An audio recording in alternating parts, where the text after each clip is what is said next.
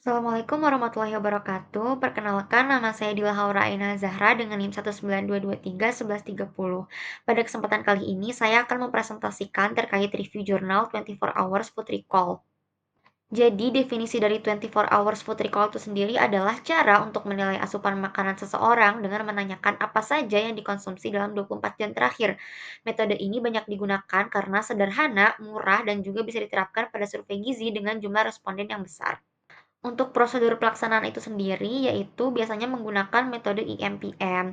Yang pertama yaitu quick list dengan mendata semua makanan dan juga minuman yang responden konsumsi pada 24 jam terakhir.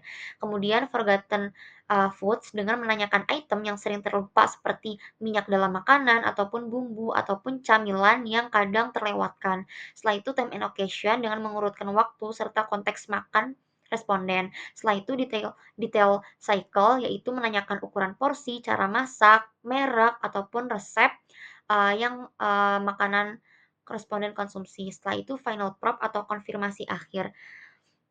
Jadi penggunaan 24 hour food recall ini digunakan pada saat survei gizi populasi ataupun pemetaan pola makan ataupun evaluasi program.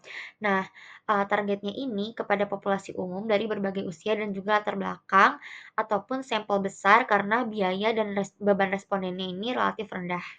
Untuk kelebihan dan juga kekurangan dari 24 hour food recall ini, yang pertama kelebihannya yaitu praktis, cepat, dan tidak mengubah perilaku makan. Kemudian juga dapat menangkap makanan tradisional dan siap saji ataupun modern, fleksibel di lapangan termasuk pada setting lintas budaya. Kemudian dapat digabung dengan software komposisi pangan untuk hitung zat gizinya.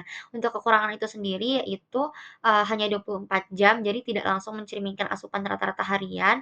Kemudian rentan recall bias dan juga social desirability bias, dan juga memerlukan pewawancaraan terlatih dan panduan standar, dan variasi harian tinggi untuk beberapa zat gizi ataupun kelompok makanannya. Untuk pengolahan dan analisis datanya yaitu dengan mengkonversi catatan ke ukuran rumah tangga atau URT dan juga gram. Setelah itu mengodekan bahan, resep dan juga cara masaknya dan menghubungkan dengan tabel komposisi pangan seperti TKPI, USDA ataupun brand lokal. Setelah itu menghitung energi dan juga zat gizi per item lalu menjumlahkan per individunya. Setelah itu menganalisis rata ataupun mediannya dan memproporsi dan distribusi per kelompok makanan dan membandingkan antar subkelompok. Setelah itu menyajikan data dengan tabel ataupun grafik dan juga menginterpretasi. Untuk validitas dan reliabilitas dari 24 hour food recall dan metode lain yaitu valid untuk pola jangka pendek, reliabilitasnya meningkat dengan lebih dari 2 sampai 3 hari dan multiple pass. Untuk metode lain seperti FFQ, food record, dan juga biomarker. Untuk bias umum dan strategi mitigasi itu yang pertama dari call bias bisa menggunakan multiple pass atau bantuan foto porsi. Untuk social desirability itu dengan pewawancara, kita harus memilih pewawancara yang netral dan kita menjamin kerahasiaannya. Kemudian ada interviewer bias yaitu dengan memberlakukan SOP ataupun pelatihan dan juga uji antar penilai. Kemudian ada day to day variation, strategi mitigasinya itu dengan melakukan recall pada hari kerja dan hari akhir pekan dengan mempertimbangkan lebih dari 2 sampai 3 kali per individu. Untuk perbandingan jurnal utama dan juga jurnal pendukung, di sini ada satu jurnal utama dan 2 jurnal pendukung. Jurnal utamanya dari Husun et al. Pada tahun 2022 di Frontiers in Nutrition, kemudian jurnal pendukung satu ini dari Conway et al. 2021 dan jurnal pendukung 2 ini ada dari Thompson et al. Pada tahun 2022. Tujuan dari jurnal utama ini mendeskripsikan sumber protein perbedaan sosiodemografis, sedangkan jurnal pendukung satu ini tujuannya untuk uji akurasi teknik multiple pass pada 24 hour food recall. Kemudian jurnal pendukung 2 ini tujuannya untuk ulas kekuatan dan juga kelemahan berbagai metode penilaian diet. Untuk desain sampelnya, jurnal utama ini fokus pada survei populasi lintas negara dengan jumlah 3.269 orang dewasa. Kemudian untuk jurnal pendukung satu ini, desain dan sampelnya ini studi evaluasi metode pada orang dewasa, dan jurnal pendukung 2 ini riset naratif atau sintesis bukti. Untuk pelaksanaan 24 hour food recall ini, jurnal utama ini single day recalls, fokusnya klasifikasi sumber protein.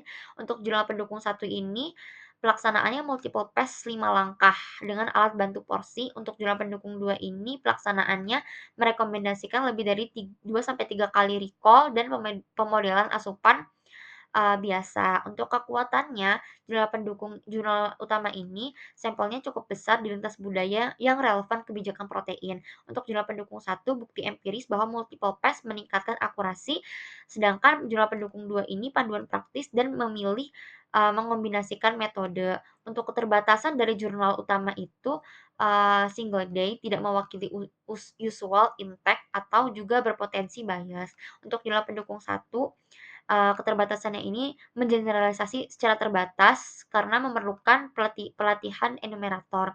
Untuk jurnal pendukung 2 dengan, keterbatasan bukan data primer, tergantung kualitas studi sumber.